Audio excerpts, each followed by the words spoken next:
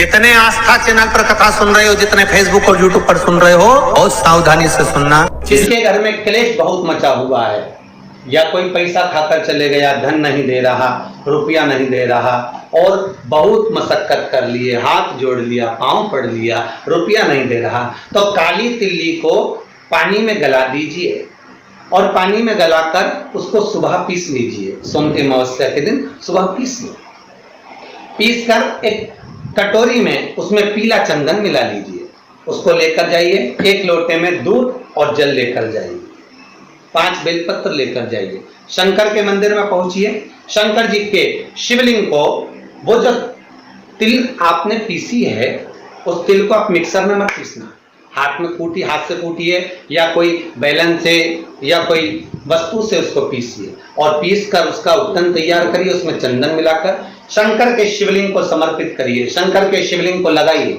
केवल शिवलिंग को ही नहीं, भगवान शंकर की संपूर्ण जलाधारी पर, जहां शंकर भगवान की बेटी अशोक सुंदरी है, कार्तिकेय जी हैं, गणेश जी हैं, उस पूरे जलाधारी में जहां पार्वती मैया भी विराजमान है, पूरी जलाधारी को समर्पित करिए। समर्पित कर कर त्रिपुंड लगाइए, अपनी 3 उंगलियां उसी चंदन पर फेर दीजिए। फेर कर अपनी कामना कर कर बेलपत्र चढ़ा दीजिए। 5 या 7 बेलपत्र आपके भाव से आप शिव को समर्पित कर दीजिए। समर्पित कर कर हाथ में कलश लेकर, दूध और जल मिला हुआ पात्र लेकर शंकर को समर्पित करिए और बाबा भोलेनाथ से विनती करिए कि जिस व्यक्ति ने हमारा धन खाया है, जिस व्यक्ति ने पैसा रख लिया, या कोई लेकर चले गया, या कोई ऐसा काम हो गया कि वो धन आ ही नहीं रहा है, बहुत तकलीफ में है, तो बाबा से विनती करो। मुझे पूरी उम्मीद है कि सोमती अमावस्या इस बार आप जो कर रहे हैं, अगली सोमती अमावस्या जब आएगी, इतनी प्रसन्न चित्त में आप ये पूजन करेंगे, वापिस करेंगे और पूरे परिवार समेत करेंगे। जब आपका धन आ जाएगा, वैभव हो जाएगा, तो आप वापिस उसको धारण करेंगे। फिर नहीं, और लिख के रखना, अगली सोमती को फिर करना, जब सोमती अमावस्या पड़े फिर उसको करिएगा, आपको फल अधिक मिलेगा। मेरा निवेदन, जिस व्यक्ति को रोग बहुत हो, चाहे शुगर हो, बीपी हो, या घुटने में दर्द हो, कमर में दर्द हो, या बहुत कष्ट का जीवन निकल रहा हो, यहां तक कैंसर जैसी भी बीमारी यदि आपको है, तो ये सोम पुष्प को छोड़ना मत ही, सोमती अमावस्या को मत छोड़ना। निवेदन है, आप एक पात्र जल जिसमें पीला चंदन, पात्र के जल में, एक कलश में जल लीजिएगा, उसमें पीला चंदन घोल लीजिए। पीला चंदन घोलकर उसमें थोड़ी सी काली मिर्ची पीस कर मिला लीजिए, काली मिर्ची को पीस कर डाल दीजिए, और उसमें 7 बेलपत्र उसके अंदर डाल दीजिए। 7 बेलपत्र के साथ में 7 वृक्ष के पत्ते, कोई भी वृक्ष जो आपके पास में हो, 7 वृक्ष के पत्ते उस कलश में डाल दीजिए। घर से निकलते समय पूरे घर का भ्रमण करते हुए, जिस व्यक्ति को रोग बहुत है, उस व्यक्ति का स्पर्श कराते हुए वो जल शंकर भगवान के ऊपर समर्पित कर कर, थोड़ा सा जल बचाकर, पत्तियां सब शिव जी को चढ़ाकर, थोड़ा सा जल बचाकर शंकर की देहली पर चढ़ा दीजिए, चौखट पर, भगवान शंकर के शिवलिंग की चौखट पर समर्पित करें। शिवलिंग की चौखट पर समर्पित कर कर उसी जल जो आपने देहली पर चढ़ाया है, उसी जल का भाग थोड़ा सा कटोरी में 1 चम्मच के बराबर लेकर आइए। जो व्यक्ति बीमार है उसके शरीर पर उसको छींटा दीजिए, 3 बार छींटा देना है, सुबह, दोपहर और शाम। उसके बाद में बाबा विश्वनाथ से प्रार्थना करिए, शाम के समय घर के बाहर एक घी का दिया अवश्य लगाइए। मुझे पूर्ण उम्मीद है सोमती अमावस्या रोग मुक्त करेगी, अधिक फल आपको प्रदान करेगी, सुख का अनुभव कराएगी, आपके जीवन का कल्याण करेगी। और निवेदन, सोमती अमावस्या हमारे जीवन को फलित करने वाली, सुख देने वाली, आनंद देने वाली, हम उसका लाभ अवश्य लें। जो जिन कन्या और वर के विवाह नहीं हो रहे, वो सोमती अमावस्या के दिन जाकर बाबा पीपल के पेड़ की फेरी अवश्य दें। 108 नहीं बने, 7 अवश्य दें। पूजन कर कर, दिया लगाकर, घी का दीप प्रज्वलित कर कर, बड़े आनंद में पीपल देव का पूजन करें।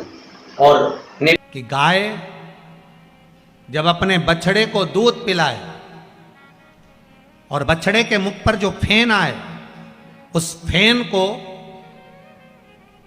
अमावस्या के दिन दोपहर में 12 बजे चम्मच में लेकर, जो बच्चा चिड़चिड़ करता हो, या पढ़ाई में मन नहीं लगता हो, या दिमाग थोड़ा सा कमजोर हो, डॉक्टर के इसका विवेक काम नहीं कर रहा, बुद्धि काम नहीं कर रही है, उस बच्चे को 2 या 3 अमावस्या गाय जब बछड़े को दूध पिलाए, बछड़े के मुंह पर जो फेन आता है वो फेन उस बच्चे को पिला दिया जाए तो बच्चा विद्वान होता है, उसका विवेक काम करना प्रबल हो जाता है।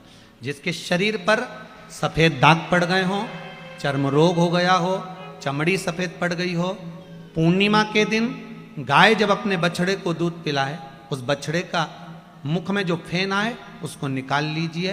पूर्णिमा की रात्रि को 12 बजे शरीर में जहाँ जहाँ पर सफ़ेद दाग पड़ गए हों, चमड़ी सफ़ेद हो गई हो, उस जगह पर लगा लीजिए। चंद्रमा की रोशनी में कम से कम आधा घंटा बैठ जाइए और बैठने के बाद में उसके बाद में फिर स्नान कर लीजिए।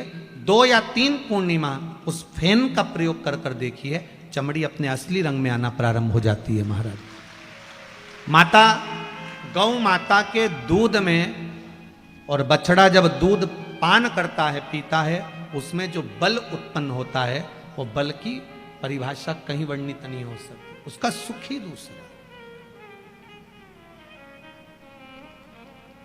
आप उसको अपने जीवन में उतार सकते हैं, आप उसको अपने जीवन में रख सकते हैं, सार्थकता उत्पन्न कर सकते हैं। और इसके बाद में फिर दूज जो आती है उसको फुलेरा दूज कहते हैं। फुलेरा दूज मतलब भगवान शिव से अपने हृदय की बात कहना। जो दान किया, पुण्य किया, सत्कर्म करा, वो कभी छिन्न ना होना।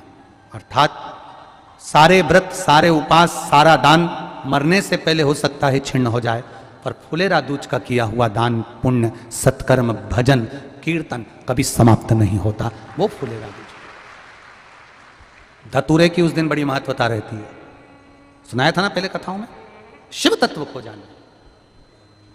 मंदार और शमी पत्र की भी उस दिन बड़ी महत्वता रहती है, क्योंकि फुलेरा दूज के दिन मंदार और शमी, ये दोनों ऋषियों के बेटा बेटी हैं, जिनके मंगल विवाह का प्रसंग भी फुलेरा दूज का आता है। मंदार और शमी का, इसका प्रसंग कल की कथा में अगर भाव आया तो इसको स्मरण करेंगे। मंदार और शमी, शमी की पत्ती और मंदार का फूल, आंकड़े का जो पुष्प होता है, उसका स्मरण, बड़ा रोचक उसका स्मरण है महाराज। शमी पत्ती का क्या महत्व है, मंदार का क्या महाराज। एक बहुत सुंदर बात कहना चाहेंगे, जिंदगी में कभी मौका लगे तो स्मरण करिएगा। जिसको ब्रेन का ट्यूमर हो जाता है, माथे में कहीं खून के चकते जम जाते हैं, उस व्यक्ति को कपालेश्वर महादेव का दर्शन नासिक जाकर गोदावरी के घाट पर एक बार अवश्य करना चाहिए। उसकी राह मंजिल सरल हो जाती है, रोग का निवारण होता है। कपालेश्वर महादेव, वो कपालेश्वर महादेव।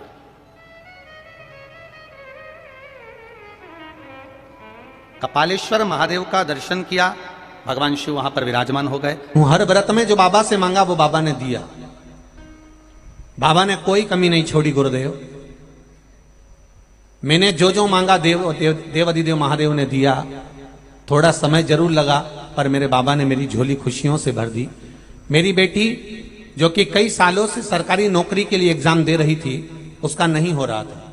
बहुत प्रयास करा, हर एग्जाम में पीछे रह जाती, सिलेक्शन नहीं होता। अगला जब सरकारी नौकरी के लिए एग्जाम दिया, शहद का बेलपत्र बाबा शंकर को चढ़ाकर भेजा और बाबा की कृपा से इसकी सरकारी नौकरी लग गई। इसलिए मैं बाबा को धन्यवाद देने के लिए आई। ये शिव है। औ घड़ी